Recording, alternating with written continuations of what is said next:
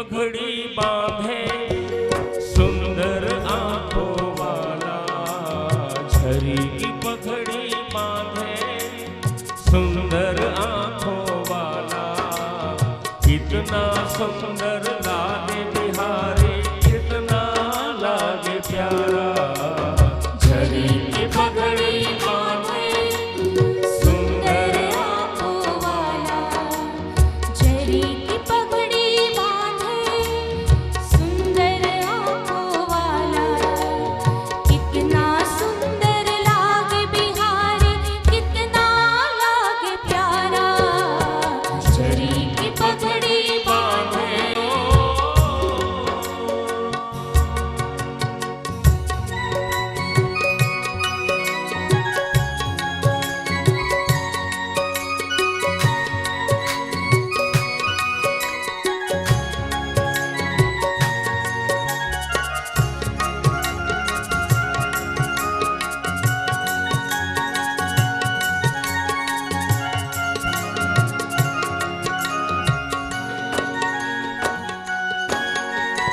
कान में कुंडल साजे, सिर मोर मुकुट बिराजे, सखिया पगली होती जब जब होठों पे बंसी बाजे।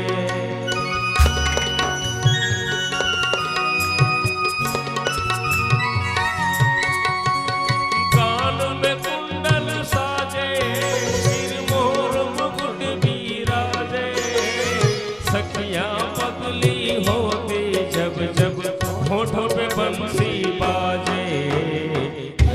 ये चंदा सांवरा काले ग्वाल वाला, ये चंदा सांवरा काले ग्वाल वाला, कितना सुंदर लागे बिहारी, कितना लागे प्यारा।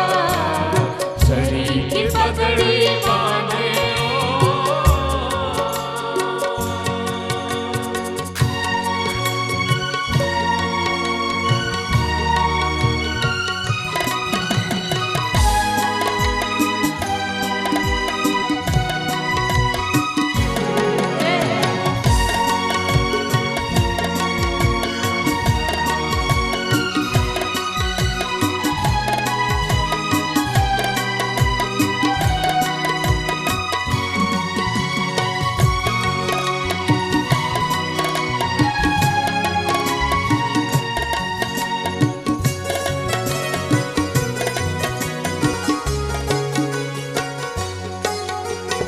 लट घुघराले बाल, तेरे गोरे गोरे गाल, सुंदर श्याम सलोना तेरी टेढ़ी मेरी चाल।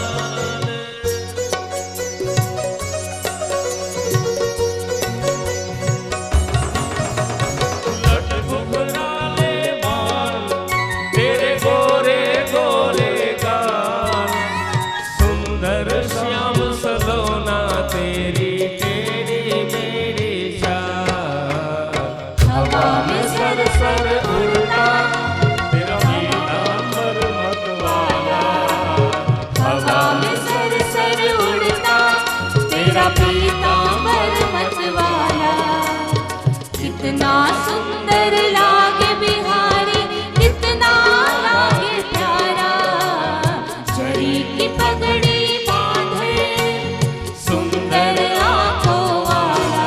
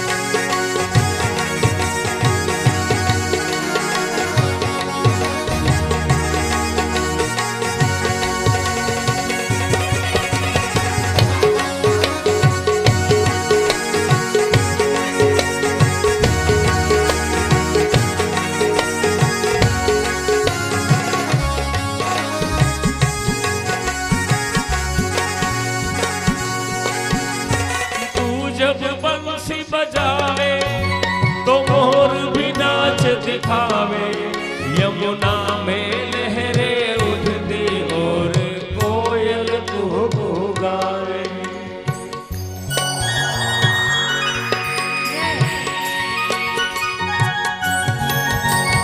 तू जब बंसी बजावे तो मोर भी नाच दिखावे यमुना में लहरे उठती और कोयल कुहू गावे हाथों में कंगन सोहे और गले में वैजयंती माला हाथों में कंगन सोहे और गले में वैजयंती माला कितना सुंदर लागे बिहारी कितना लागे प्यारा झड़ी की पगड़ी बांधे सुंदर आंखों वाला झड़ी की पगड़ी बांधे सुंदर आंखों वाला कितना सुंदर लागे बिहारी कितना लागे प्यारा कितना सुंदर लागे बिहारी कितना लागे प्यारा कितना सुंदर लागे बिहारी कितना लागे प्यारा ચિત્રમાં દર્શન કરતા જ રસકાનજીની બી આસક્તિ થઈ ગઈ. એક હતા રહીમજી, જ્યાં પ્રભુના સ્વરૂપના દર્શન કર્યા એવા તન્મય થયા કે સંસારની બધી આસક્તિ છૂટી ગઈ. રહીમજીએ કહ્યું, પ્રિયતમ છબી નૈનન બસી પર છબી કહા સમાય ભરી સરાય રહીમ લખી આપ પથિક ફિર જાય. તાજ બીબી, કારેખા, મકસૂદ, કેટલાય અન્ય ધર્મોમાં પણ એવા કૃષ્ણ ભક્તો થયા છે. પ્રભુના સ્વરૂપમાં એવી આસક્તિ હતી, નામ જ છે કૃષ્ણ.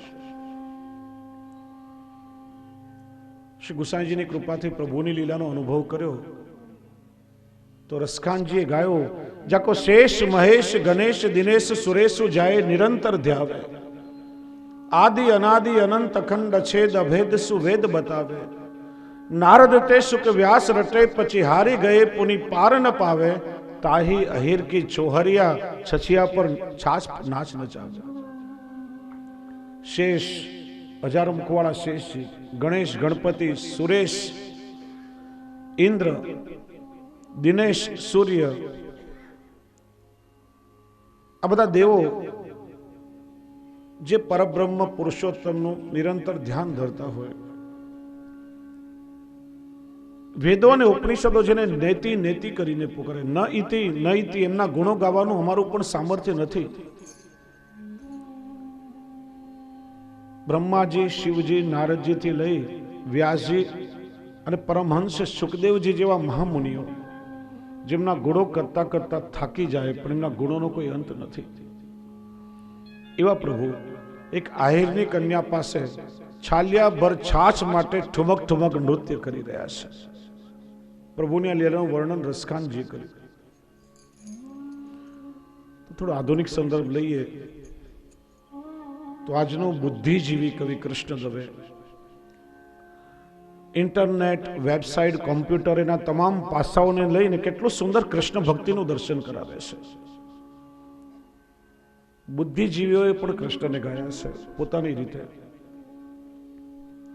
કોમ્પ્યુટર આવડતું હશે તો થોડો બહુ ખ્યાલ આવશે, પણ શબ્દો બહુ સુંદર છે કે વાસલડી.com, મોરપીશ.com વૃંદાવન આખું.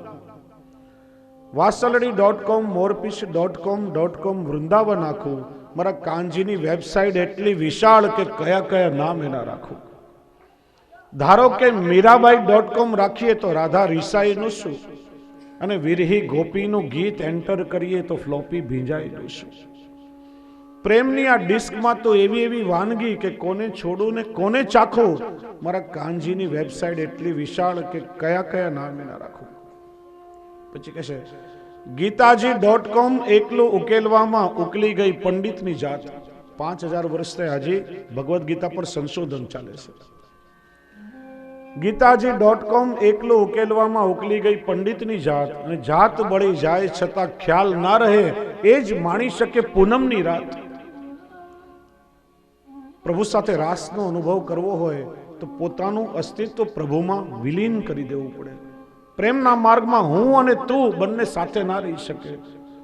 હુંનું સમર્પણ જ્યારે તુંમાં થઈ જાય, પોતાની જાત ભૂલી જાય, તો જ પ્રભુની સાથે રાસનો અનુભવ થાય.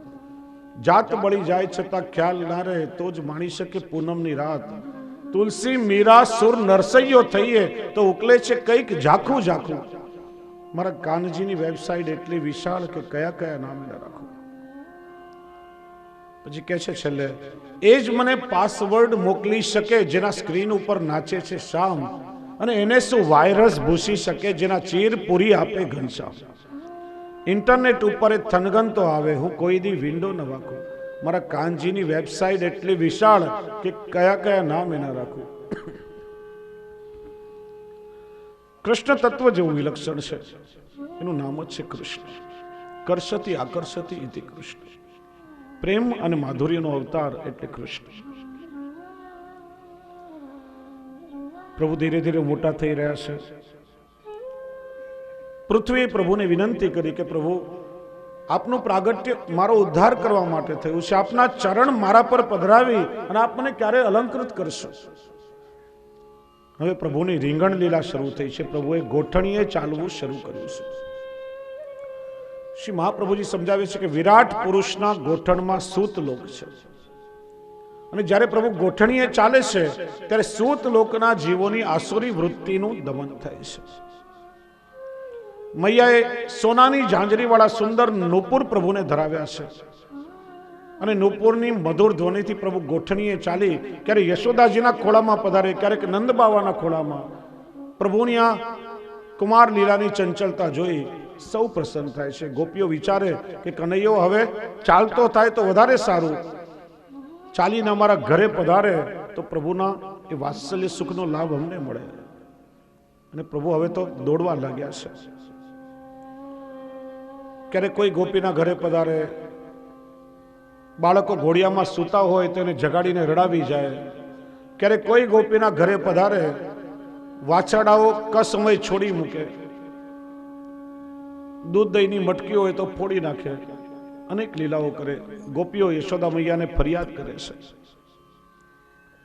માં તારો લાલો બહુ તોફાની છે, અવારનવાર અમને સતાવે પણ માં કોઈનું સાંભળતી નથી. શ્રી મહાપ્રભુજી સુબોધનીજીમાં કહે છે, સ્વરૂપે કેવલ સ્નેહ ભાવ તસ્માદ ન કોપી દોષક ગૃહનાતી, યત્ર સ્નેહ તત્ર ન કોપી દોષ. જ્યાં સ્નેહ હોય, વાત્સલ્ય હોય, ત્યાં કોઈ દિવસ દોષ બુદ્ધિ આવતી નથી. પ્રેમનો સ્વભાવ છે. આપણે જેને પ્રેમ કરીએ એનામાં ક્યારેક કોઈ દોષ આપણને દેખાય જ નહીં, કેવલ એનામાં ગુણો જ દેખાય. મૈયાનો વાત્સલ્ય ભાવ છે. ગોપીઓ ફરિયાદ કરે છે પણ મૈયા સાંભળતી નથી. પછી તો ભગવાને ગ્વાલ બાલુનું એક સુંદર નાનકડું મંડળ બનાવ્યું. ભગવાને કહ્યું આપણે એક મંડળી બનાવીએ, એનું નામ રાખીએ ચૌર્ય મંડળ. એના અધ્યક્ષ દાઉ દાદા, પ્રચાર મંત્રી મધુમંગલ, શ્રીદામા કોષાધ્યક્ષ, અને એનો પ્રમુખ હું પોતે રહીશ. કે મંડળના કોઈ નિયમ તો કે આપણા જાસૂસોને તપાસ કરવા માટે મોકલવાના. ઘરમાં કોણે કોણે દહીં દૂધ માખણ સંતાડીને રાખ્યું છે. બીજો નિયમ એ કે જ્યાં પણ જઈશું આપણે બધા સાથે મળીને જઈશું, અને જે મળશે આપણે સાથે મળીને ખાશું. માખણ મળશે તો માખણ, અને માર મળશે તો માર. એકલા નહીં રહેવાનું. મંડળની સ્થાપના થઈ. પૂછ્યું ઉદ્ઘાટન ક્યારે કરવું છે?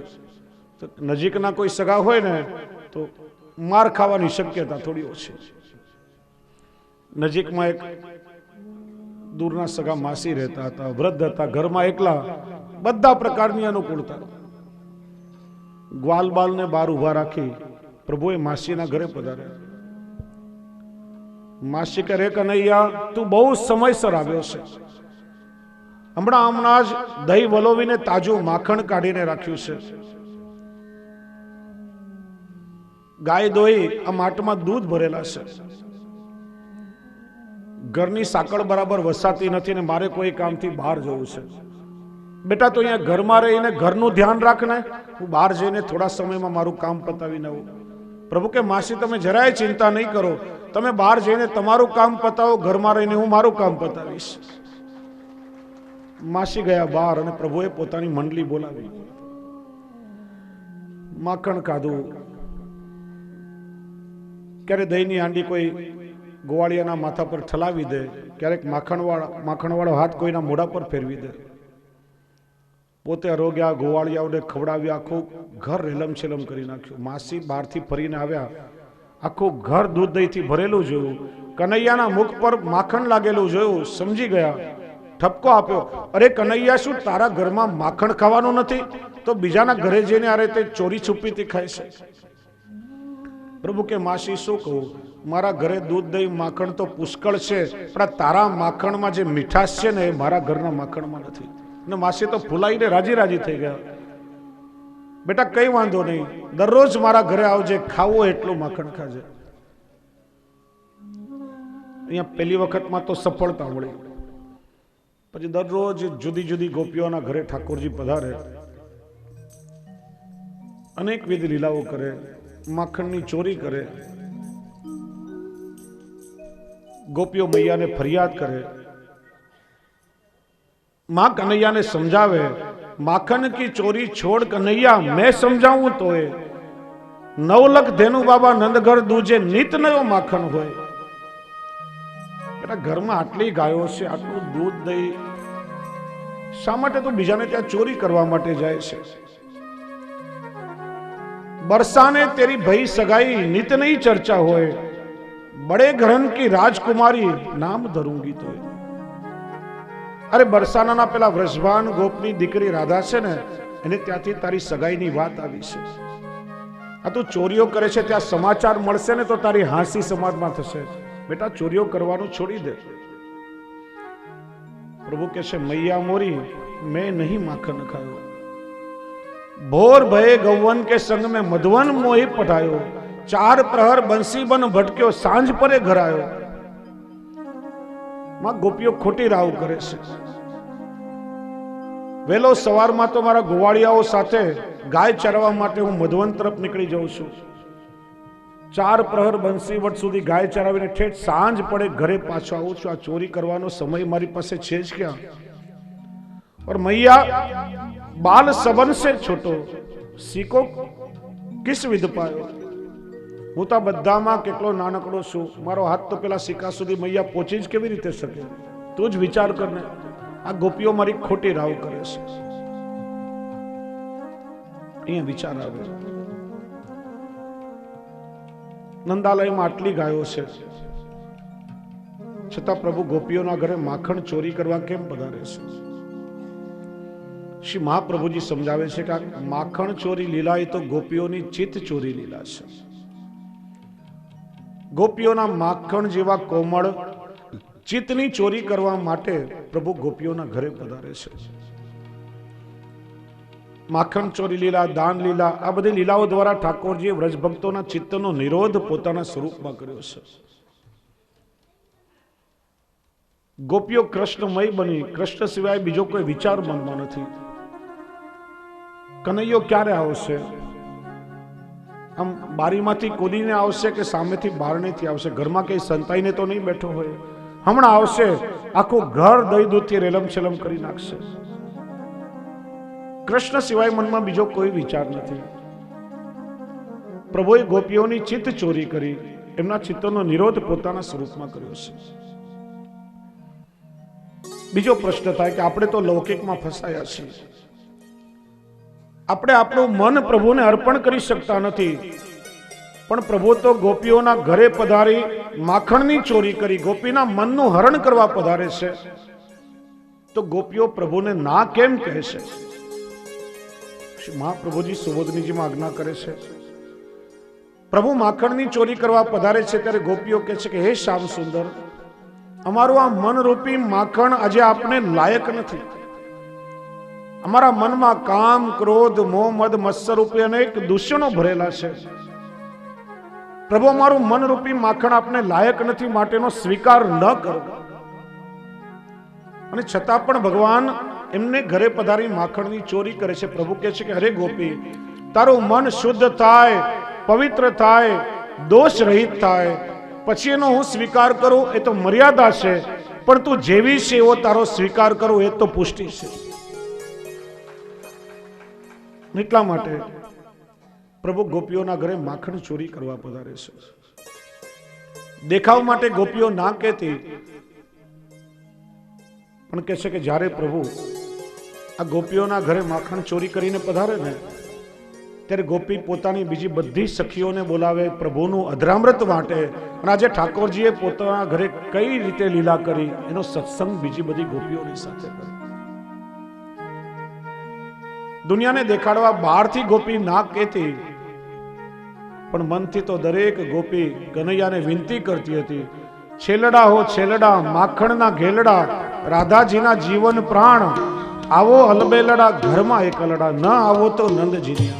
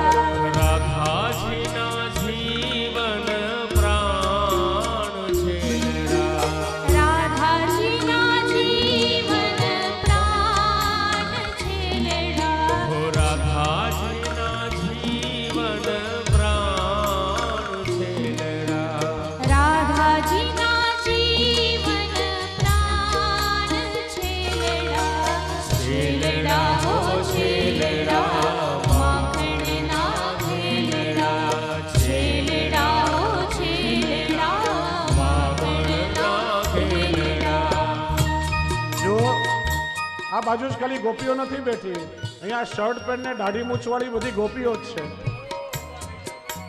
વ્રજમાં છીએ, નથી કોઈ પુરુષ, નથી કોઈ સ્ત્રી, આપણે બધા જ પ્રભુની ગોપી છીએ. અને ગોપી ભાવ જો હૃદયમાં ધારણ કરશો ને તો જ કૃષ્ણનો અનુભવ થશે. ખાલી આ ગોપીઓ નાચે એવું નહીં, આ ગોપીઓએ પણ નાચવું જોઈએ.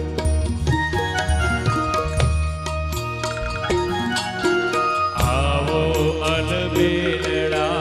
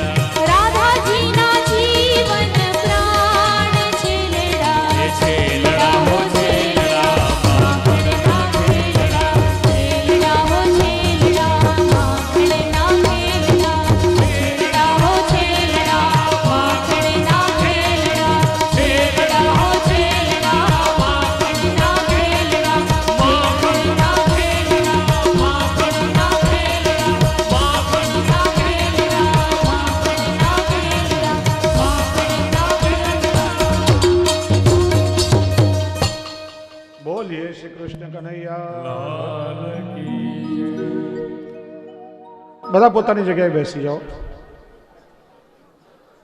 અને જો વૈષ્ણવ ખાસ એક બે સૂચના ધ્યાન આપો, બધા ધ્યાનથી સાંભળો. આજે મરોરતી પરિવારનો શ્રી ગિરિરાજજીનો કુંવારાનો મનોરથ છે. મારા ભાઈઓ 500 હોય ને તો શબ્દ ના નીકળે, પણ બહેનો 50 હોય તો ખબર પડે, આમ લાગવું જોઈએ કે બેઠા છે બધા. વાતો કેટલી છે ભગવાન જણામ, 7 જન્મ સુધી ખૂટે જ નહીં.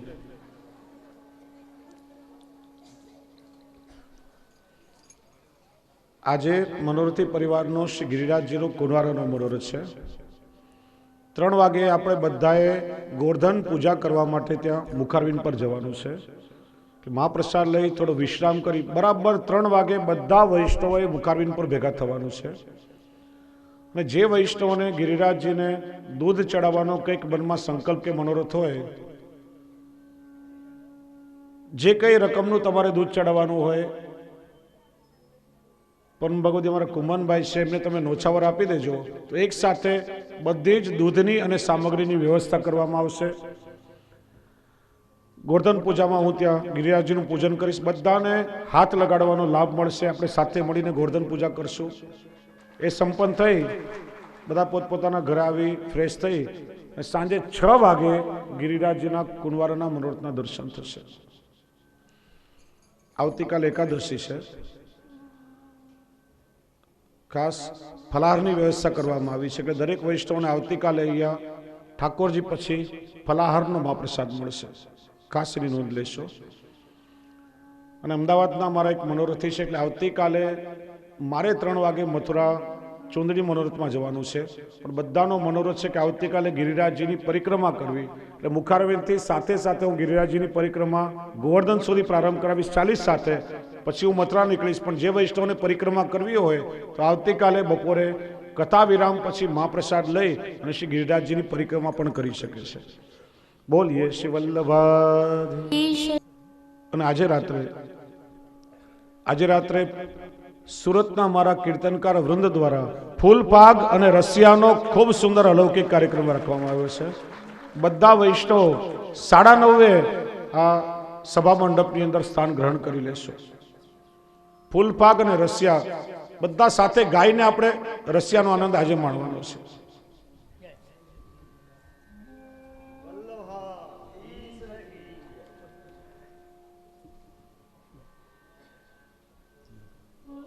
વલ્લભાધીશ કી જય.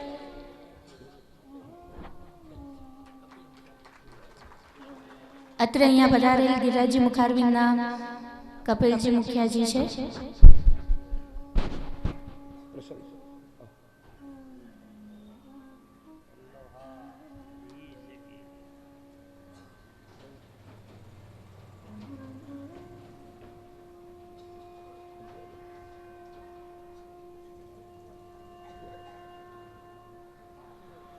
શ્રી ગિરિરાજજી મુખારવિંદના મુખિયાજી છે. ખાસ પ્રસાદી ધોતી ઉપણો લઈને આવ્યા છે પધરાવીને, અને ખાસ આપણે પણ ભાવથી એમનું સ્વાગત કરો. તાળી વગાડો બધા.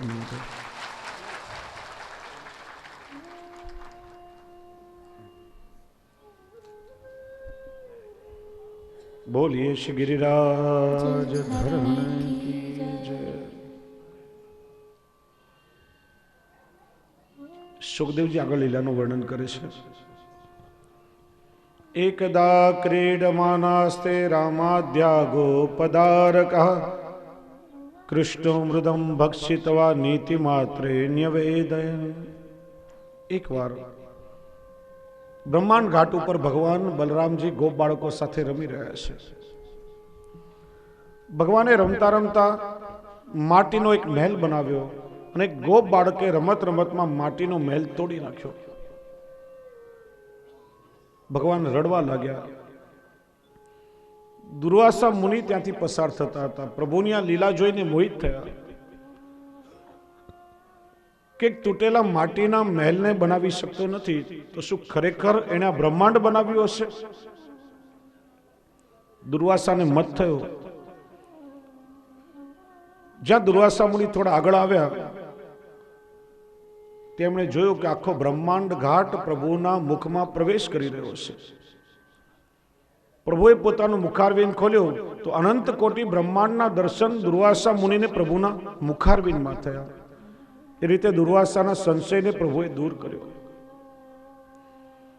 વિચાર્યું કે દુર્વાસા ઋષિના સંશયને દૂર કર્યો, પણ યશોદા મૈયાના મનમાં થોડો હજી અધિકારજન્ય મદ છે. અને મદ જ્યાં સુધી દૂર નહીં થાય, સૂક્ષ્મ મદ હશે ત્યાં સુધી જે અલૌકિક કૃપા કરવી છે નહીં થઈ શકે. એમ વિચારી પ્રભુએ બ્રહ્માંડ ઘાટ ઉપર આ લીલા કરી છે. રમતા રમતા માટીનો એક પેડો ભગવાને બનાવ્યો અને એ માટીનો પેડો પોતાના મુખારવિંદમાં મૂકી દીધો. દાઉ દાદાએ જોયું, કેવા લાગ્યું, અરે કનૈયા તે માટી ખાધી? પ્રભુ કે ના દાઉ, મેં માટી ખાધી નથી. દાઉ ભૈયા કે કનૈયા તું જૂઠું બોલે છે, આ બધા ગોપ બાળકો સાક્ષી છે, બધાએ જોયું તે માટી ખાધી, પાછો જૂઠું બોલે છે કે મેં માટી ખાધી નથી. ઉભો રે, આવવા દે યશોદા મૈયાને, હમણાં તારી ફરિયાદ કરું છું. યશોદા મૈયા આવ્યા, દાઉ ભૈયાએ ફરિયાદ કરી, મૈયા તમારો લાડકો બહુ બગડી ગયો છે, બધાની સામે માટી ખાધીને પાછો જૂઠું બોલે છે કે મેં માટી ખાધી નથી.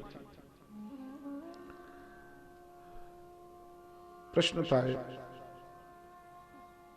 ભગવાન ધર્મના સ્થાપક છે, સત્યના રક્ષણ માટે પ્રભુનો અવતાર છે, છતાં માટી ખાઈને ભગવાન અસત્ય કેમ બોલે છે? નાહમ બક્ષિતવાનમ સર્વે મિથ્યા વિસંસિન યદિ સત્ય ગિરસ્તર હિ સમક્ષમ પશ્યમે મુખમ. પ્રભુ કહે છે, મૈયા હું સાચું કહું છું, મેં માટી ખાધી નથી. શ્રી મહાપ્રભુજીનો ખુલાસો કરે છે, પ્રભુ ક્યારે પણ અસત્ય ન બોલે. મારા પ્રભુએ એક વાર કહ્યું કે મેં માટી નથી ખાધી, તો પ્રભુએ માટી નથી રોગી, પ્રભુએ માટી ખાધી નથી પણ ખવડાવી છે. આ પ્રસંગને થોડો આપણે ઊંડાણથી સમજવું પડે. આખી પ્રભુની લીલા છે. તમે જો દરેક લીલાઓને એક બીજી લીલાઓની સાથે અનુસંધાન છે. જીવ કરે તે ક્રિયા, આપણે કરીએ કર્મ, પ્રભુ કરે તે લીલા. પ્રભુની પ્રત્યેક લીલાઓ ભક્તનો ઉદ્ધાર કરવા અને ભક્તને આનંદનું દાન દેવા માટે છે. આખી ઘટનાક્રમને જો સમજીએ તો આ દરેક લીલાઓ થોડી સમજમાં આવે.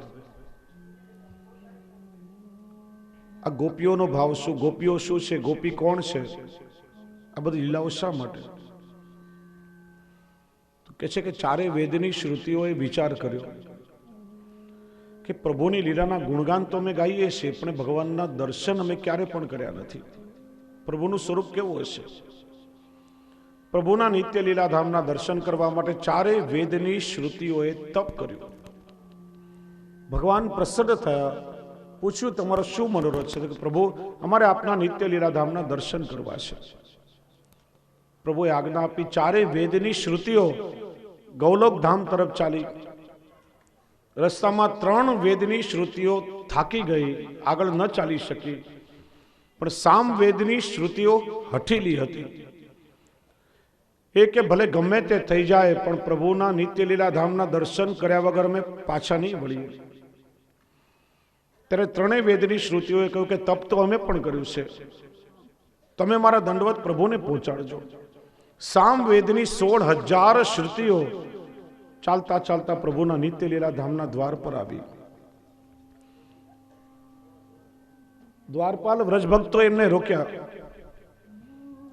પૂછ્યું કયું પ્રભુએ એમને આજ્ઞા આપી છે. જઈને પ્રભુને વિનંતી કરી.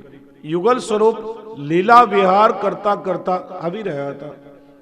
ના વેદની શ્રુતિઓ પ્રભુના યુગલ સ્વરૂપના દર્શન કરી તન્મય થઈ ગઈ.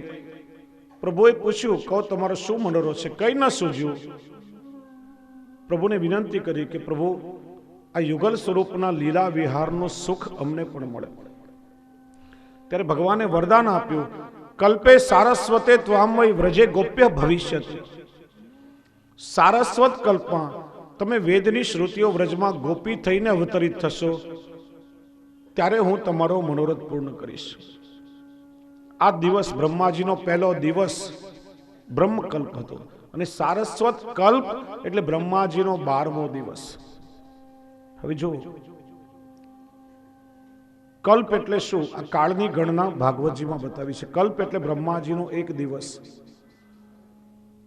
ત્રણ પ્રકારના કલ્પ, 360 કલ્પ એ બ્રહ્માજીના એક એક દિવસને પણ કલ્પ કહેવાય, મહિનાને પણ કલ્પ કહેવાય અને બ્રહ્માજીના એક વર્ષને પણ કલ્પ કહેવાય, જે સાંવત્સારિક કલ્પ કહેવાય. બ્રહ્માજીનો એક દિવસ કેટલો મોટો?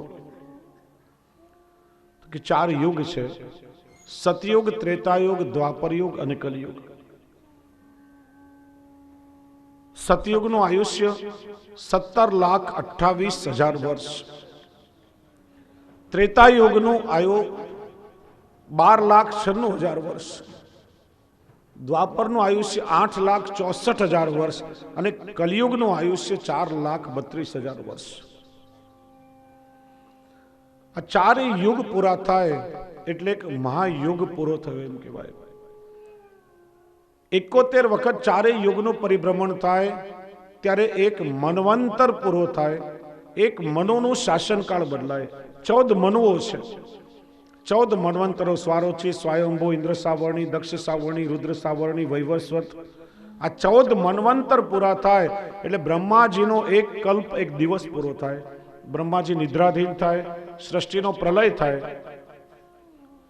એટલો જ સમય પાછો વ્યતીત થાય ત્યારે બ્રહ્માજીનો દિવસ ઉગે, નવી સૃષ્ટિ, નવી સભ્યતા, નવી સંસ્કૃતિનું સર્જન થાય. બ્રહ્માજીનો એક દિવસ એટલે આપણા લગભગ 4 અબજ અને 32 કરોડ વર્ષ. એટલી જ બ્રહ્માજીની રાત્રિ, દિવસ રાત ગણો તો 8,08,64 કરોડ વર્ષ. હવે એક કલ્પ, આવા 12 કલ્પ સુધી રાહ જોવાની છે. ગોપીઓનો તપ કઈ સામાન્ય તપ નથી. આપણે 2-4 વર્ષ સેવા કરીને કહીએ કે અમે આટલી સેવા કરીએ છીએ ને પ્રભુ અમને દર્શન નથી આપતા, સાનુભાવ થતો નથી. ક્યાં વેદની શ્રુતિઓએ તપ કર્યું છે? પ્રભુએ તો આશીર્વાદ આપ્યા, વિચાર્યું હજી તો પહેલો કલ્પ ચાલે છે, 12મા કલ્પમાં પ્રભુના દર્શન થશે, અનુભવ થશે. જો અમે વેદની શ્રુતિઓના રૂપમાં રહેશું તો લૌકિક યજ્ઞ યાગમાં, કર્મકાંડમાં અમારો ઉપયોગ થતો રહેશે. આવ્યા બ્રહ્માજી પાસે, આપ અમને અલૌકિક દેહ પ્રદાન કરો. બ્રહ્માજીએ કહ્યું અમારો યજ્ઞ કુંડ છે. બ્રહ્માજી યજ્ઞ કરતા હતા, કહ્યું એમાં પ્રવેશ કરી જાઓ. 16,000 સામવેદની શ્રુતિઓએ યજ્ઞ કુંડમાં પ્રવેશ કર્યો. યજ્ઞ પૂરો થયો ત્યારે 16,000 અગ્નિકુમારો એમાંથી પ્રગટ થયા. બ્રહ્માજીએ કહ્યું તમે દંડકારણ્યમાં જાઓ. દંડકારણ્ય નાસિક તપોવન પાસે આવેલું છે, એકાંત નિર્જન સ્થાન છે. ત્યાં રહી પ્રભુનું સ્મરણ કરો, સમય આવે ઠાકોરજીની કૃપાનો અનુભવ થશે. 16,000 અગ્નિકુમારો તપોવનમાં તપ કરતા હતા. એક પછી એક કલ્પ પૂરા થયા. સારસ્વત કલ્પનો જ્યારે ત્રેતાયુગ આવ્યો ત્યારે મર્યાદા પુરુષોત્તમ ભગવાન રામ પ્રગટ થયા. પિતાએ માતાને આપેલું વચન સત્ય કરવા માટે ભગવાને વનવાસ સ્વીકાર્યો.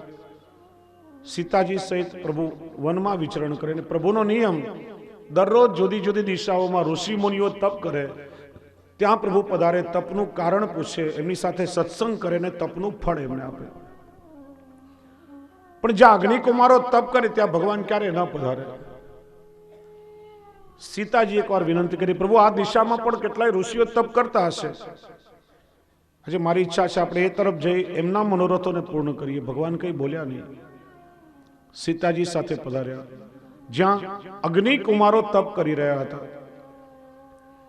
રામચંદ્રજીનું સ્વરૂપ પણ મેઘશ્યામ વર્ણનું સીતાજી સાથે હતા. યુગલ સ્વરૂપે ભગવાન પધાર્યા એટલે આ અગ્નિકુમારોને લાગ્યું કે કદાચ અમને સમયનું અનુસંધાન રહ્યું નથી અને આ યુગલ સ્વરૂપ એ જ ગૌલોક ધામમાં જે દર્શન થયા એ જ યુગલ સ્વરૂપ અમારા મનોરથોને પૂર્ણ કરવા પધાર્યા છે. ભગવાન પધાર્યા, કંઈ બોલ્યા નહીં. ત્યારે સીતાજીએ પૂછ્યું, પ્રભુ આપ દરરોજ ઋષિ મુનિઓને કુશળ સમાચાર પૂછો, તપનું કારણ પૂછો, એમને ફળ આપો, અમને કેમ કંઈ ન પૂછ્યું? રામચંદ્રજી કે તમે જ પૂછી જુઓ ને. સીતાજીએ પૂછ્યું કે ભગવાન પ્રસન્ન થયા છે, કહો તમારો શું મનોરથ છે? ત્યારે અગ્નિકુમારોએ કહ્યું કે જે સુખ પ્રભુ આપને આપે છે એ સુખ અમારે પણ જોઈએ છે. સીતાજી આશ્ચર્યમાં પડ્યા. જો શરીર પુરુષનું છે, અગ્નિકુમારો છે, પણ પ્રભુના દર્શન કરતા જ એમના મનમાં સ્ત્રી ભાવ પ્રગટ થયો. રામચંદ્રજી કહ્યું કે અત્યારે સારસ્વત કલ્પનો ત્રેતાયુગ છે અને અમારે એક પત્ની વ્રત છે, અમે મર્યાદા પુરુષોત્તમ સ્વરૂપે આવ્યા છીએ. હવે પછી જ્યારે દ્વાપર યુગ આવશે ત્યારે વ્રજમાં અમે પુષ્ટિ પુરુષોત્તમ કૃષ્ણ સ્વરૂપે પ્રગટ થશું અને તમે વ્રજની ગોપીઓ સ્વરૂપે થશો, ત્યારે તમારા મનોરથ પૂર્ણ થશે. પ્રભુએ વરદાન આપ્યું. હવે સ્ત્રી ભાવ થયો, પુમ ભાવ અને સ્ત્રી ભાવ બંને જુદા થયા. આ પુમ ભાવ છે ને ભગવાનના જન્મના 10 દિવસની અંદર વ્રજમાં પ્રગટ થયા છે અને 16,000 જે સ્ત્રી ભાવ હતા એ 16,000 કુમારિકાઓ ગૌડ દેશમાં જન્મી છે. ગૌડ દેશ એટલે અત્યારનું મધ્યપ્રદેશ, ત્યાં સુધી કંસનું શાસન હતું. નંદરાયજી યશોદાજી ગૌડ દેશની યાત્રા કરવા ગયા.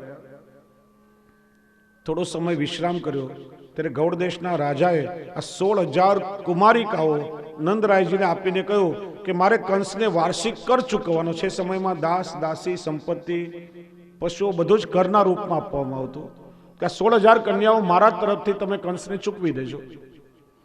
આ 16,000 કન્યાઓને લઈ નંદરાયજી વ્રજમાં આવ્યા. એ બધી ઋષિરૂપા ગોપીજનો, 16,000 ઋષિરૂપા ગોપીજનો. થોડા સમય પછી નંદરાયજી કહ્યું કે ચાલો મારી સાથે, મારે તમને કંસને કરના રૂપમાં ચૂકવવાના છે. ત્યારે કુમારિકાઓ રડવા લાગ્યા. કંસ બહુ ક્રૂર છે, ઘાતકી છે, અનેક પ્રકારના જુલમ અમારા પર કરશે.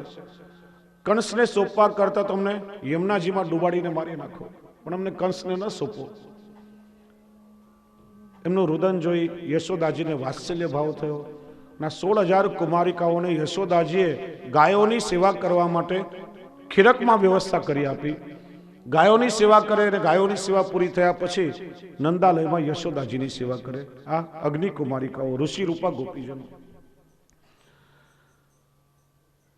શ્રુતિરૂપા ગોપીઓ, જે યજુર્વેદની શ્રુતિ હતી, એ ભગવાનના પ્રાગટ્યથી પહેલા વ્રજમાં જન્મી છે. એમના લૌકિકમાં વિવાહ થયા છે. એ અન્ય પૂર્વા શ્રુતિરૂપા ગોપીજનો. અને યજુર્વેદ અને અથર્વવેદની શ્રુતિઓ એ પુલિંદિનીઓ અને યજ્ઞ પત્નીના રૂપમાં અવતરિત થયા. શ્રી હરિરાયજી સમજાવે છે ગોપીઓના 2 પ્રકાર, વ્રજસ્થ ગોપી અને વનસ્થ ગોપી. આ શ્રુતિરૂપા અને ઋષિરૂપા વ્રજસ્થ ગોપીઓ, પુલિંદિનીઓ અને યજ્ઞ પત્નીઓ વનસ્થ ગોપીઓ. પ્રભુ જ્યારે ગૌચારણ કરવા પધારે ત્યારે દિવસે એમના મનોરથ પૂર્ણ કરે. આ ગોપીઓનું સ્વરૂપ છે. હવે પેલા પુમ ભાવની ચર્ચા કરીએ. 16,000 જે પુમ ભાવ છે એ ગોપ બાળકો રૂપે વ્રજમાં ભગવાનના પ્રાગટ્યના 10 દિવસમાં જન્મ્યા.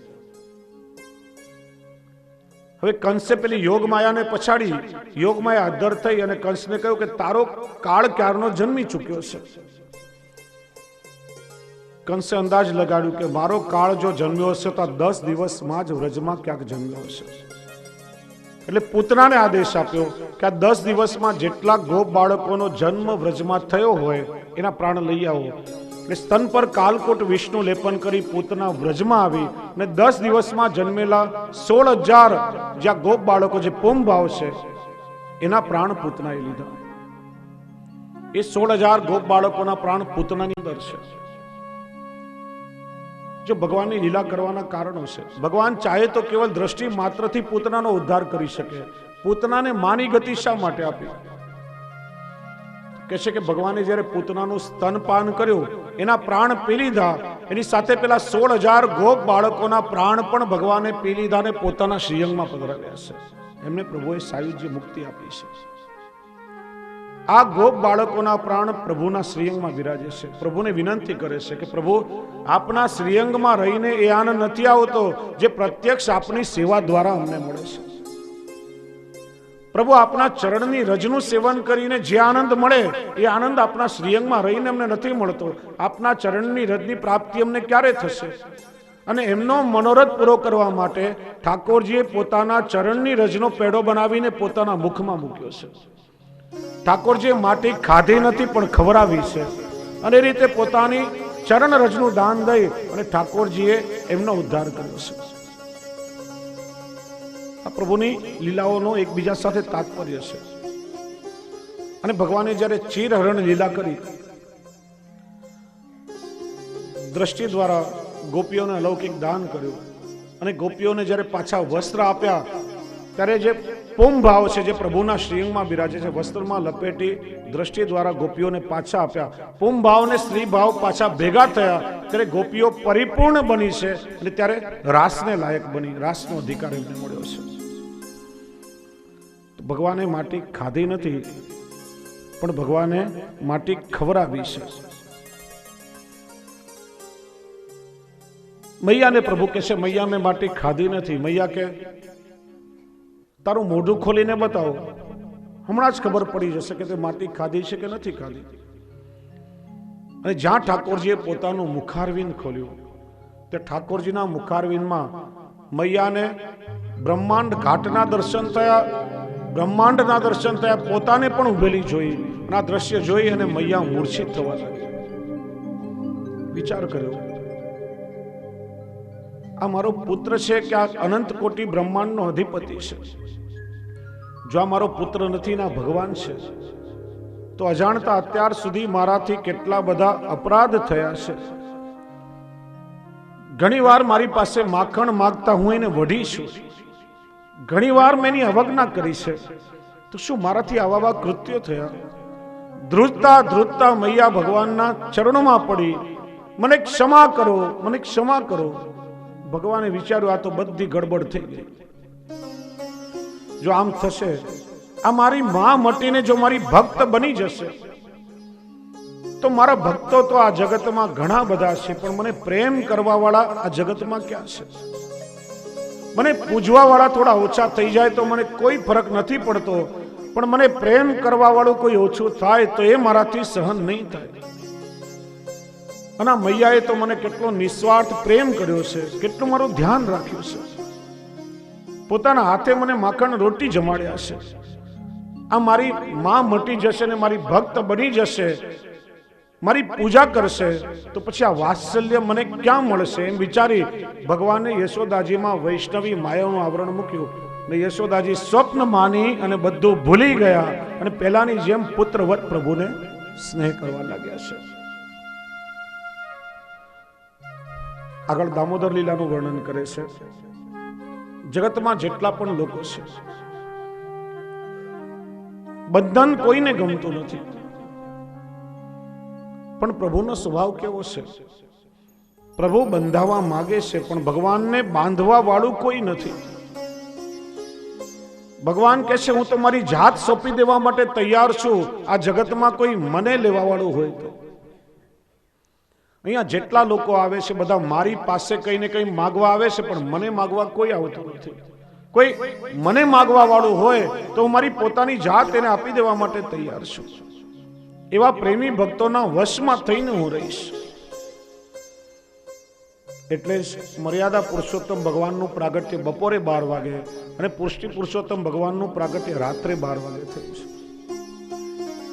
પ્રશ્ન થાય કે ભગવાનને પ્રગટ થવું હતું તો 12 વાગ્યાનો સમય શા માટે પસંદ કર્યો? 9 નો અંક પૂર્ણાંક છે, 11 નો અંક શુભાંક છે, એવો કોઈ અંક નહીં ને 12 નો અંક ભગવાને શા માટે પસંદ કર્યો? તો તમે જોયું હશે કે ઘડિયાળમાં જ્યારે બરાબર 12 વાગે ત્યારે જુદી જુદી ગતિઓથી ચાલવા વાળા 2 કાંટા બંને ભેગા થઈ જાય. મોટો કાંટો એ બ્રહ્મ છે અને નાનો કાંટો એ જીવ છે. જીવ અને બ્રહ્મના મિલન માટે ભગવાનના પૂર્ણાવતારોએ 12 વાગ્યાનો સમય પસંદ કર્યો છે. ભગવાન કહે છે કે મારે બંધાવવું તો છે, પણ આ જગતમાં છે કોઈ એવી દોરી જે મને બાંધી શકે? અને એ જ નિરૂપણ 9 થી 11 અધ્યાયમાં થયું છે. જે સર્વતંત્ર, સર્વસમર્થ, સ્વતંત્ર ભગવાન છે, જે કોઈનાથી બંધાતા નથી, એ પણ એક દિવસ માની દોરીથી બંધાયા છે. સુખદેવજી કહે છે, એકદા ગૃહદાસીસુ યશોદાનંદ ગેહિની કર્માંતર નિયુક્તાસો નિર્મમંત સ્વયં દધી. એકદા, કોઈ નક્કી સમય નથી આપ્યો ભાગવતજીમાં. એક દિવસ ઘટના ઘટી, પણ પદ્મ પુરાણમાં એનો ઉલ્લેખ છે કે દિવસ હતો માગસર સુદ પૂનમનો દિવસ, માગસર સુદ પાંચમનો દિવસ. ભાગવતજીમાં કહે છે એકદા, અને શ્રી મહાપ્રભુજી એનો અર્થ સમજાવે છે. એકવાર પ્રભુ માતાની દોરીથી બંધાયા છે, એક દાવ, એક દિવસ. એટલે આ ઘટના તમારી સાથે તમારા જીવનમાં પણ ગમે ત્યારે ઘટી શકે છે. જ્યારે જીવ વિચારે કે મારે મારું સર્વસ્વ પ્રભુના ચરણોમાં સમર્પિત કરી દેવું છે, મારે પ્રભુ ના થઈ જવું છે, એ દિવસે તમારા જીવનમાં પણ આ ઘટના ઘટી શકે છે. તે દિવસે પ્રભુ પણ તમારા પ્રેમની દોરીથી ચોક્કસ બંધાશે. માં વિચારે છે કે દરરોજ દાસ દાસીઓ પ્રભુની સેવા કરે છે, આજે હું મારા લાલાની સેવા કરું. એમ વિચારી દાસ દાસીઓને ઘરના બીજા કાર્યમાં રોકી મૈયા પોતે આજે દધી મંથન કરવા બેઠા છે. મૈયાને વાત્સલ્ય ઉભરાવા લાગ્યું અને વાત્સલ્યથી મૈયા પ્રભુને સ્તનપાન કરવા માટે બેઠા. મૈયા પણ પ્રસન્ન છે અને ઠાકોરજીને પણ આનંદ આવી રહ્યો છે. અને સાચી સેવા એ જ કહેવાય કે જેમાં ભક્ત અને ભગવાન બંને પ્રસન્ન થાય. ઘણીવાર આપણે કહીએ કે આજે ઠાકોરજીની સેવા કરીને મને બહુ આનંદ આવ્યો, પણ મારી સેવાથી મારા પ્રભુ પ્રસન્ન થયા કે નહીં એ પણ જાણવું જરૂરી છે. સેવક અને સેવ્ય બંનેને પરસ્પર આનંદ થાય તો એ સાચી સેવા છે. મૈયાને પણ આનંદ આવી રહ્યો છે, પ્રભુને પણ આનંદ આવી રહ્યો છે. અને સમયે ત્યાં દૂધ ઘરમાં ચૂલા ઉપર તપેલીમાં દૂધ ગરમ કરવા મૂક્યું હતું. એ દૂધ બધું ઉભરાવા લાગ્યું. માએ જોયું કે તપેલીમાંથી દૂધ ઉભરાઈ રહ્યું છે. મન પ્રભુમાંથી હટી અને પેલા ઉભરાતા દૂધમાં ગયું છે. અને ઠાકોરજીની નીચે જમીન ઉપર મૂકી અને મા દૂધની તપેલી ઉતારવા દોડ્યા છે. અને ઠાકોરજીના ગમ્યું નથી. સેવામાંથી જ્યારે આપણું મન ખસીને લૌકિકમાં જાય ત્યારે આપણી સેવા કેવલ ક્રિયાવત બની જાય છે. જો